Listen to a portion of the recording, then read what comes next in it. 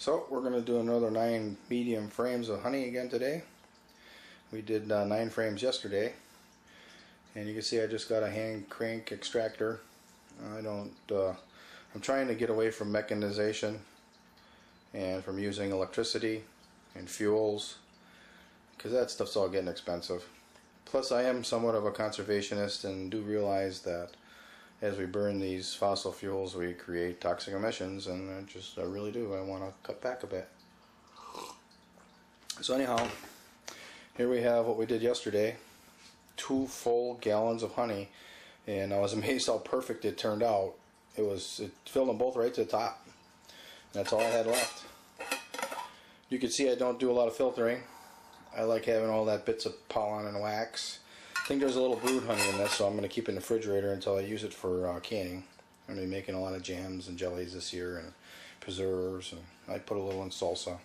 This is the capping wax that I had cut off of the frames before I spun them out. And what I did is you got to have a deep colander like this. By the way, all this equipment I bought all came out of thrift shops for pennies on the dollar. But you want a deeper one, and you want it to fit inside of another stainless kettle.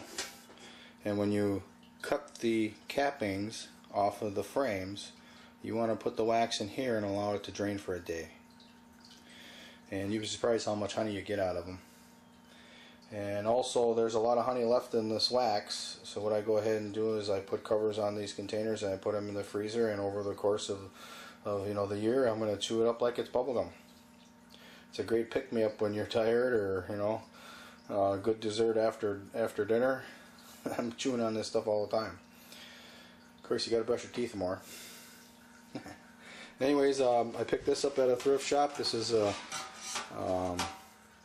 roasting pan. I've got the top down in the basement, but all I needed was the bottom of it, and I would put up the frames in here, and then this is where I would cut the wax off. I would take the capping wax off, and this is the knife I use. This is a fishing knife, and it's got a serrated blade, and if you go really nice and slow, it cuts it very, very readily. And it's got a flexible tip, so some parts of the frame, some parts of the comb are actually set in from the frame, and it's hard to get at it with one of those big heavy-duty knives. So this one will bend right to the contour of the comb and take the capping wax off. But you know what that's for. And you can see inside of here, I'm all ready to go. I just got to start cutting the cap off. Look at that. So this is going to give me another 2 gallons of honey. See if I can get this moving. Ooh, does it smell good. Look at how fat that one is. I guess it's a little far from its sister frame. Here's another one that's fat. The fat ones won't fit in this tight space, so you got to put them on the ends. See how tight this is right here? If you put that fat one in there, I guess it would cut the capping wax for you, but I think you have to really push it to get it in there. I'll show you how dark this honey is. Look at that.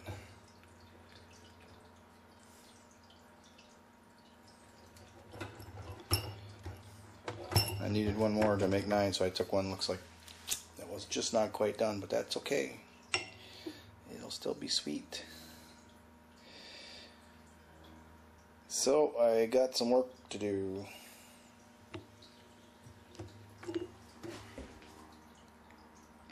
Okay, thanks for watching.